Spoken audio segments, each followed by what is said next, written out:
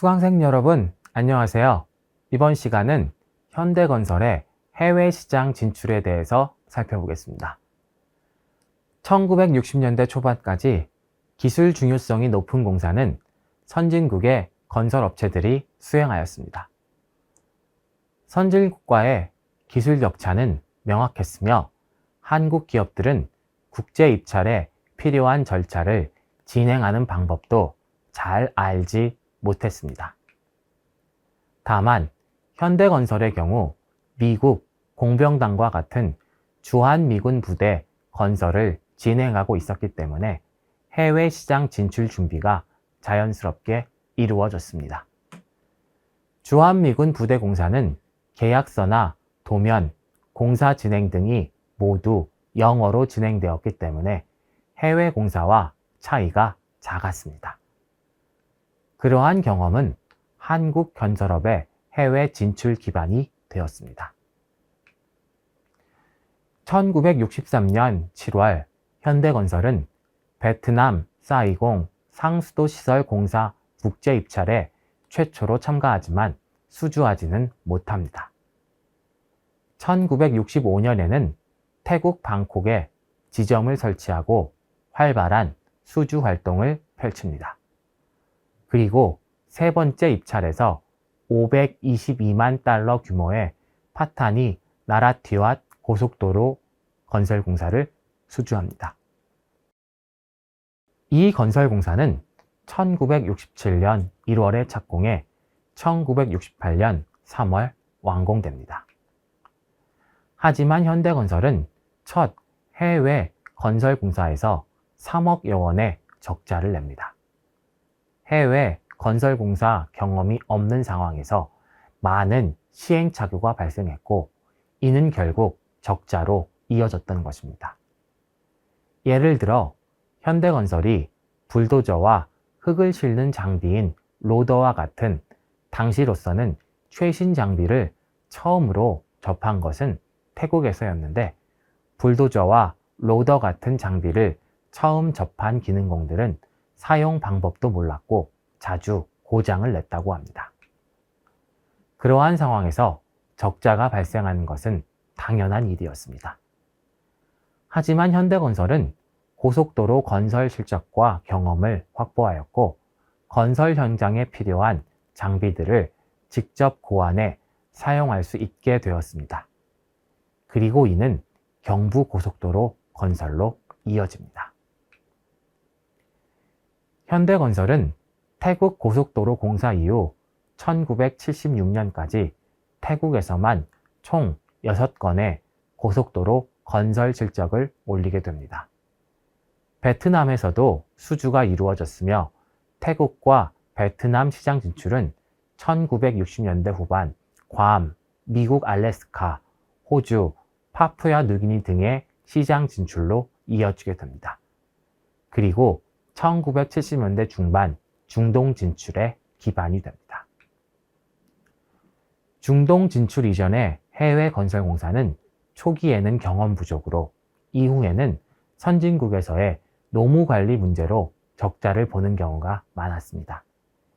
이 문제를 해결하기 위하여 현대건설은 같은 종합조리법이지만 국내에서 생산할 수 있고 외화를 획득할 수 있는 조선업에 진출하는 목표를 세우고 중공업 분야에 진출하게 됩니다.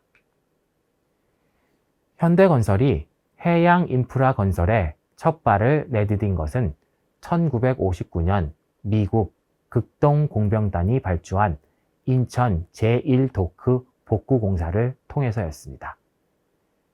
기술적인 면에서는 초보적인 준설공사에 불과했지만 이 공사를 통해 현대건설은 이후 전개되기 시작한 항만 건설 시대를 맞이할 최소한의 기술을 축적하는 기회를 마련했습니다. 제1, 2차 경제개발 5개년 계획이 본격화한 1960년대에는 욕지양 방파제 축조공사, 진해양 축조공사 등을 통해 경험을 쌓았습니다. 1963년도에는 미군 해군시설 공병단이 발주한 베트남 준설공사에 착수함으로써 보다 본격적인 해양 인프라 공사를 경험했습니다. 이 과정에서 현대건설은 2250마력급의 현대 1호와 4000마력급의 현대 2호 등 대형 준설설 2척을 마련했습니다. 이 배들은 1970년대 착수한 호주 번버리항, 포항, 부산항, 사우디아라비아 해군기지 해사공사 등의 준설 작업에 투입되었습니다. 이 공사들은 방파제, 안병 및 호안 축조와 준설, 매립 등 항만 및 해양 구조물 건설에 필요한 기본 공정들을 망라한 것으로 현대건설의 해양 인프라 건설 역량을 국제적인 수준으로 빠르게 끌어올렸습니다. 훗날의 시각에서 보자면 이 시기 집약적으로 이루어진 현대건설의 역량 축장은 사우디에 위치한 주베일 산업학 공사라는 대공사를 위한 경험을 쌓는 하나의 준비 과정이었습니다. 1973년 세계 경제를 강타한 제1차 오일 쇼크는 막 기지개를 켜기 시작한 한국의 경제를 완전히 쑥대밭으로 만들었습니다. 기업들은 어디 할 것 없이 휘청거렸고 국가 재정 위기까지 외환 위기 일보 직전으로 내몰렸습니다. 이러한 상황 속에서 현대건설을 비롯한 국내의 건설업체들은 중동으로 일제히 시선을 돌렸습니다. 오일 달러가 집중되면서 불붙기 시작한 중동 건설 시장이 위기 탈출의 유일한 출구가 되질 거란 판단 때문이었습니다. 이 판단은 틀리지 않았고 중동 지역은 국내 건설사들의 주력 시장으로 빠르게 부상하기 시작했습니다. 1975년 중반 현대건설은 최초의 중동 진출 공사인 이란 반다르 아바스 동원훈련조선소를 비롯해 바레인 아랍수리조선소, 사우디아라비아 해군기지 해상공사 등을 막 시작하고 있었습니다. 진출 초기임을 감안하면 결코 작지 않은 성과였고 오일 쇼크가 막아버린 경제의 흐름을 트는데도 성공했지만 중동은 그것보다 더 큰 잠재력이 있었습니다. 오일 쇼크는 전 세계의 달러를 빨아들이고 있었고 이 같은 현상은 언제든 상상을 뛰어넘는 대규모 건설 공사가 성립될 수 있는 강력한 조건을 중동에서 만들어가고 있었습니다. 그러나 당시만 해도 중동의 건설 시장은 미국이나 영국, 독일 등 구미의 선진 건설사들의 동무대와 다름없었습니다. 대부분의 대형 공사를 선진국들이 선점하고 있었고 현대건설과 같은 후발주자들은 중동이라는 거대한 건설 시장에 참여하기 위해 전환점을 만들어야 했습니다.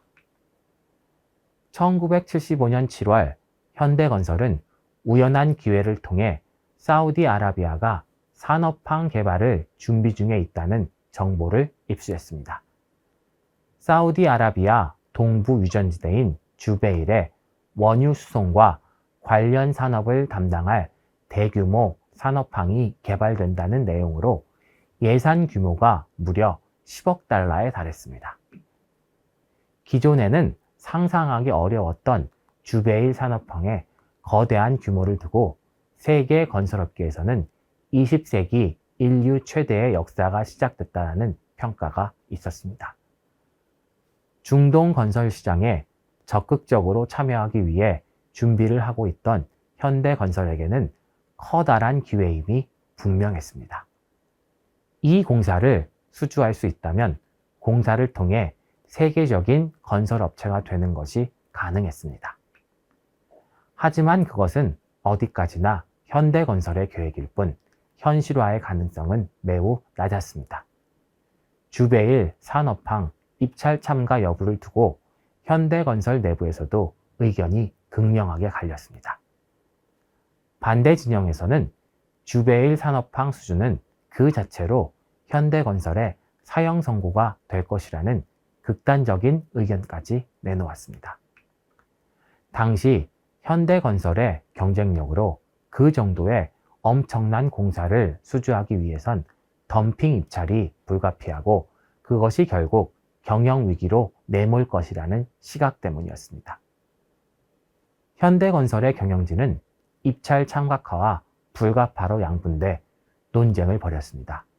그러나 결국 현대건설은 주베일 산업항 수주전에 전격적으로 뛰어들었습니다. 공식 입찰일을 불과 7개월밖에 남겨놓지 않은 시점이었습니다. 일단 수주전에 뛰어들고 보니 하나부터 열까지 모두 문제였습니다. 우선 현대건설은 입찰 참가 자격부터 확보해야 했습니다. 당시 주베일 산업판의 주관 부서인 사우디아라비아 최신청은 공사 입찰을 의뢰할 건설사 선정 작업을 진행하고 있었습니다.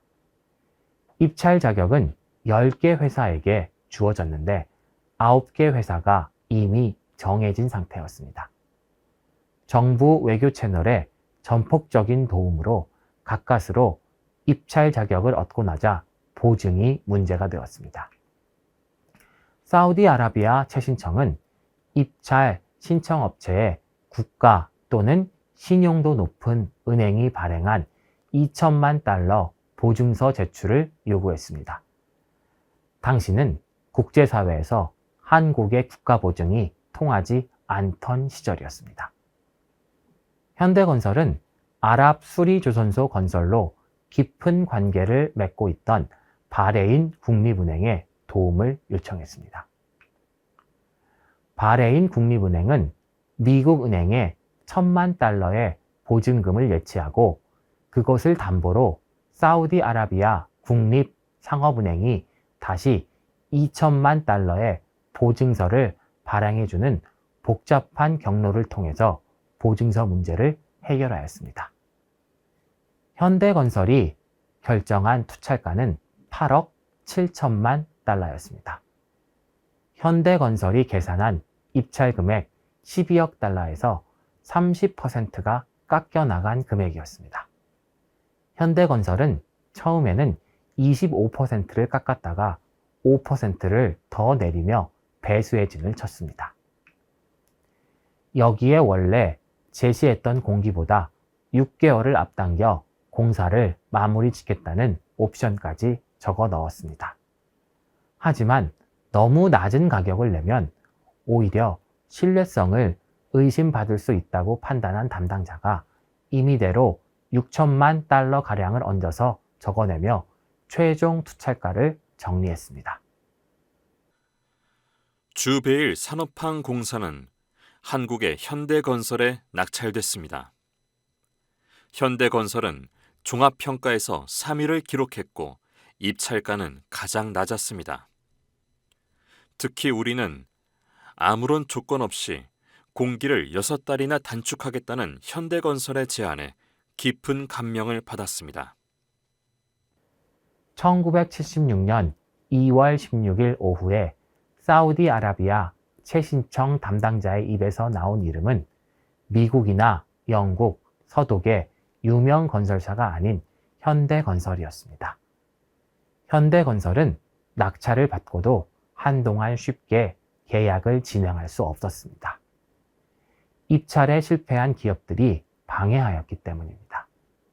넉 달간의 세세한 협상 과정을 더 거쳐야 했고 1976년 6월 16일에 이르러서야 계약서에 서명을 할 수 있었습니다. 설계와 감독은 영국의 기술 용역회사인 윌리엄 할크로우사가 맡았으며 공사 기간은 1976년 6월부터 1980년 12월까지였습니다. 그로부터 일주일 후 현대건설은 2억 달러의 선수금을 지급받아 모두 한국으로 송금했습니다. 이로써 당시까지 단일 공사로는 세계 건설사상 최대 규모를 자랑하는 주베일 산업항 건설이 시작되었습니다. 현대건설은 본 공사 착수에 앞서 1976년 12월 말까지 6개월여에 걸쳐 예비공사를 수행했습니다. 예비공사 기간 동안 원활한 물자 및 자재 동원을 위해 임시부두와 콘크리트 공장을 건설했습니다. 항만건설의 기본 재료가 되는 석산의 확보도 예비공사 기간 동안 해결해야 할 주요한 과제 중 하나였습니다. 현장이 위치한 사우디아라비아 동부 지역은 대부분이 사막 또는 구릉지대여서 양질의 석재를 확보하는 것이 쉽지 않았습니다. 근처에서 다른 공사를 진행하고 있던 유럽의 업체들은 150km나 떨어진 다란산에서 석재를 운송해 오고 있었습니다. 그러나 현대건설은 현장에서 20km 거리에 위치해 있는 석산을 발굴해 신속하게 양질의 석재를 공급했습니다. 1977년 1월 개시한 본공사는 크게 호안공사와 방파제공사, 안벽공사, 해상유조선 정박시설공사 등으로 나뉘었습니다. 이 가운데 30만 톤급 유조선 4척이 동시에 정박할 수 있는 해상유조선 정박시설의 건설이 가장 중요한 건설이었습니다. 현대건설은 OSTT 건설 경험이 없었습니다. 입찰 발표 후 사우디아라비아 최신청이 선뜻 계약에 응하지 않고 시간을 끌었던 이유도 현대건설의 OSTT 건설 능력에 불안감을 가졌기 때문이었습니다.